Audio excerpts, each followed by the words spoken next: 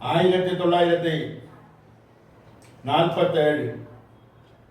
August മാസം 14-ാം തീയതി അർദ്ധരാത്രി ഇന്ത്യയിലെ 60 കോടിയിലധികം വരുന്ന ജനങ്ങൾ ഉറക്കത്തിലാണ്.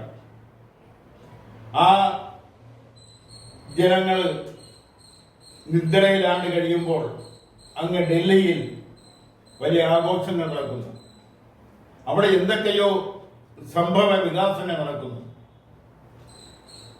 ഇന്ത്യക്ക് സ്വാതന്ത്ര്യം നൽകുന്നതിൻ്റെ ഭാഗമായുള്ള ആഘോഷങ്ങൾ. പ്രധാനപ്പെട്ട നേതാക്കളെല്ലാം ഡൽഹിയിലുണ്ട്. ജവഹർലാൽ നെഹ്റു, സർദാർ വല്ലഭായ് പട്ടേൽ, ജയപ്രകാശ് നാരായണൻ, മലയാളിയായ VK കൃഷ്ണമേനോൻ തുടങ്ങി Lal Bahadur Shastri, doctor Rajendra Prasad, doctor S Radhakrishnan തുടങ്ങിയവരെല്ലാം ഡൽഹിയിൽ സന്നിഹിതരായിട്ടുണ്ട്. പക്ഷെ ആ സ്വാതന്ത്ര്യം കൈമാറ്റത്തിന്റെ പ്രധാനപ്പെട്ട കാരണക്കാരനായ ആ സ്വാതന്ത്ര്യം കൈമാറ്റത്തിന് ഏറ്റവും കൂടുതൽ പ്രാധാന്യമുള്ള ഗാന്ധിജി, മോഹൻദാസ് കരംചന്ദ് ഗാന്ധി അവിടെയില്ല. മാധ്യമ പ്രവർത്തകരെല്ലാം പലയിടത്തും അന്വേഷിച്ചിട്ടും ഡൽഹിയിൽ അദ്ദേഹമില്ല. അദ്ദേഹം ഹിന്ദു മുസ്ലിം കലാപം നടക്കുന്ന മേഖലകളിൽ ഏകനായി ദുഃഖിതനായി നടക്കുകയായിരുന്നു.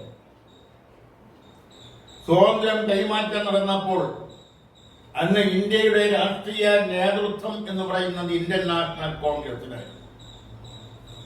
ഇന്ത്യൻ നാഷണൽ കോൺഗ്രസ് ഒരു ഭരണം ഏറ്റെടുക്കുന്ന ഇന്ത്യയുടെ ഭരണം ഏറ്റെടുക്കുന്നതിന് വേണ്ടുന്ന നിലയിലുള്ള തയ്യാറെടുപ്പുകൾ നടത്തിയിരുന്നില്ല. അതിന് വേണ്ടുന്ന പക്വത കൈവരിച്ചിരുന്നില്ല. അതുകൊണ്ട് അന്നത്തെ കോൺഗ്രസിന്റെ ദേശീയ നേതാക്കൾ കൂടിയാലോചിച്ചൊരു തീരുമാനമെടുത്തു. ഇന്ത്യയുടെ അവസാനത്തെ വൈസ്രോയി മൗണ്ട് ബാറ്റൻ പ്രഭു ബ്രിട്ടനിലെ ലേബർ പാർട്ടി അധികാരത്തിൽ വന്നപ്പോൾ, രണ്ടാം ലോക മഹായുദ്ധത്തിൽ സഖ്യകക്ഷിയിൽ വിജയിച്ചപ്പോൾ ഇന്ത്യയുടെ സ്വാതന്ത്ര്യം എളുപ്പമായി.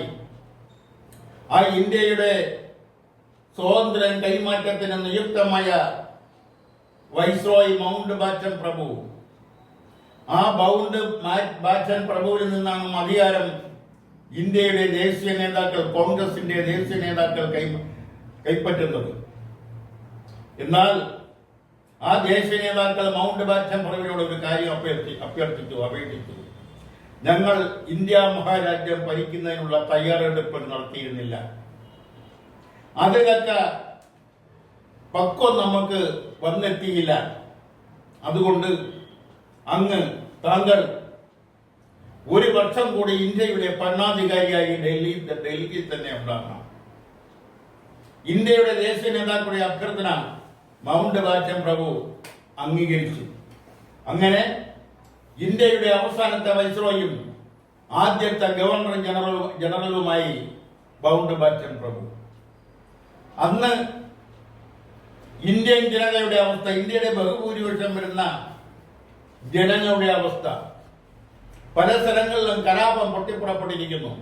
ബീഹാർ, പഞ്ചാബ്, ഹരിയാന, ബംഗാൾ തുടങ്ങിയ സ്ഥലങ്ങളിലെല്ലാം നിയന്ത്രണ അതീതമായിട്ടുള്ള കലാപങ്ങൾ പൊട്ടിപ്പുറപ്പെട്ടുകൊണ്ടിരിക്കുന്ന, കലാപങ്ങൾ നടന്നുകൊണ്ടിരിക്കുന്ന ഒരു രാഷ്ട്രീയ സാഹചര്യത്തിലാണ് ഇന്ത്യയുടെ അധികാര കൈമാറ്റം നടക്കുന്നത്. അതുകൊണ്ട് തന്നെയാണ് ഗാന്ധിജി സ്വാതന്ത്ര്യദിനത്തിന്റെ യാതൊരു ആഘോഷങ്ങളിലും പങ്കെടുക്കാതെ, ശ്രദ്ധിക്കാതെ ഹിന്ദു മുസ്ലിം മൈത്രിക്ക് വേണ്ടി അദ്ദേഹം ലഹളം നടക്കുന്ന, കലാപം നടക്കുന്ന മണ്ണിലൂടെ പ്രാർത്ഥനയോടെ നടന്നു നീങ്ങിയത്. അന്ന് ഇന്ത്യയിലെ ബഹുഭൂരിപക്ഷം ജനങ്ങളും ദരിദ്രരായിരുന്നുവെങ്കിൽ 78 വർഷം പിന്നിടുമ്പോൾ, സ്വാതന്ത്ര്യദിനത്തിന്റെ 78ാം വാർഷികം ആഘോഷിക്കുമ്പോൾ ഇന്ത്യയിൽ ഇന്നും ദരിദ്ര നാരായണന്മാരുടെ എണ്ണം ചിലപ്പോൾ കോടികൾ വരും.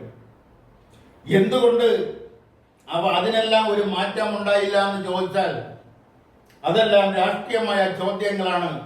അതിനൊന്നും പെട്ടെന്ന് ഉത്തരം നൽകാൻ കഴിയില്ല. അതിനുള്ള ഉത്തരം പലർക്കും പല നിലയിലാണ് അവരുടെ രാഷ്ട്രീയ വിശ്വാസത്തിന്റെ ഭാഗമായി ആയിട്ട് മാത്രമേ അവർക്ക് അതിന് ഉത്തരം നൽകാൻ കഴിയൂ.